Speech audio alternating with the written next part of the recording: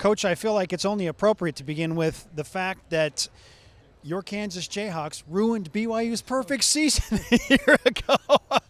Frankly, joking aside, you got on a nice run there at the end of the year. We had knocked out 3 top 25 teams, including BYU. So what changed in that moment for the future of your team? You know, we had lost so many close games, but our guys kept believing in one another. You know, we told them they were close. They could see it, and we were finally able to put it back on track. And, you know, that was a big win for our program in a great college environment. You know, what an awesome crowd and really feel for a college football game that night. But it was a big win, and it was a very hard-fought ball game on both teams. Still trying to figure out how in the Big 12, BYU and Kansas, in terms of the big major sports, BYU men's basketball wins in Lawrence and Kansas football wins in Provo. How do you explain that? Yeah, who would ever think, right? But it's the new way of college athletics, I guess.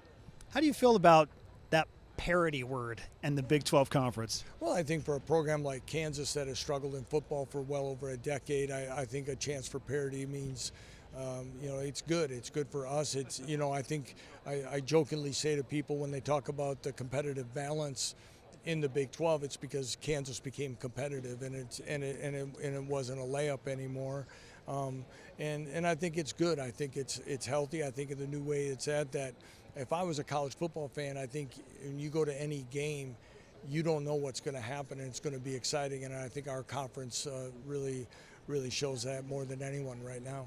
You have the great Jalen Daniels back at quarterback. We know what he's capable of, especially when healthy. Does Devin Neal have another year of eligibility? Can he come back from the NFL? Right, we're trying to see. You know, I think everybody has a waiver on something. Maybe we could find one more, right? But I'm excited about Daniel Highshaw. Has been in our program for a few years, and he's been a highly productive player. He's battled some injuries, but he's had a great offseason. LaShawn Williams is a transfer running back from Iowa, led the Hawkeyes in rushing 2 years ago. We think we have two backs that are very capable of being very productive for us. What's the status of the new stadium construction and the facilities that are going up in Lawrence? On schedule, everything is told. It's going to be exciting. I think, again, for what they've done in this first phase, about 2/3 of the stadium.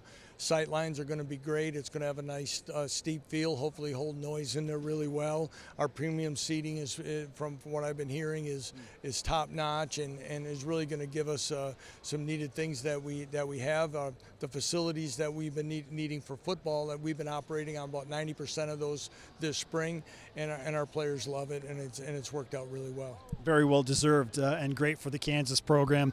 I know you don't play BYU this year.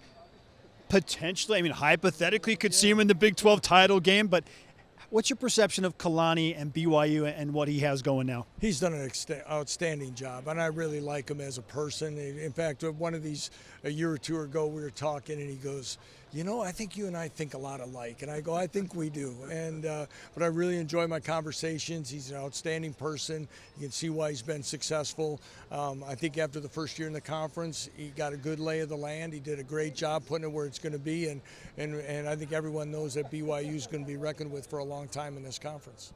Let's explore that a little bit. Why is it you feel like you think like Kalani and that you two share some of those tendencies? I just think we should start talking about, you know, topics in college football, probably philosophies on running a program, discipline, structure, different like that. We're very much on par on certain things, and you know, it's great to think. You know, sometimes you think you're the only guy thinking a certain way, and to see it that way with him was great. Well, I'll add this. It feels like you put a great emphasis on finding guys that are the right fit.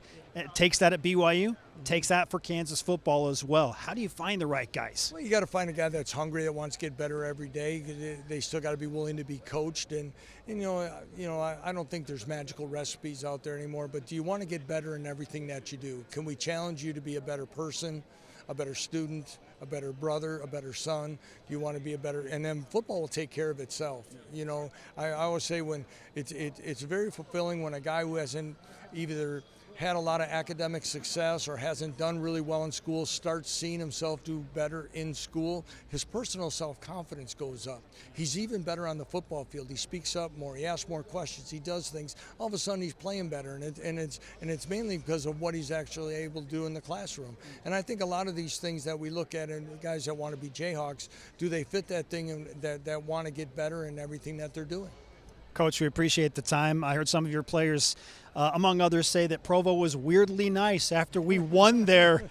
Do you share the same sentiment? Yeah, it was really neat to, like I said, it was and I said this earlier on another interview, that Chris Kleiman at K-State tipped me off about what an atmosphere was. He said it was the best atmosphere in the Big 12 that he had been a part of, and he said, so be ready. He goes, make sure you guys are ready for the crowd, the noise, the atmosphere. He goes, but it's electric, and it sure was. And again, I think that's the one thing that sometimes we lose in this today, is that it's a game, it's competitive, but yet afterwards, when people still handle themselves with dignity and class, it's very refreshing and makes it even more worthwhile. And my hat's off to the people of BYU and Provo. Coach, good luck to you. I know a lot of BYU fans are going to be rooting for you this year. Thank you very much. Appreciate it.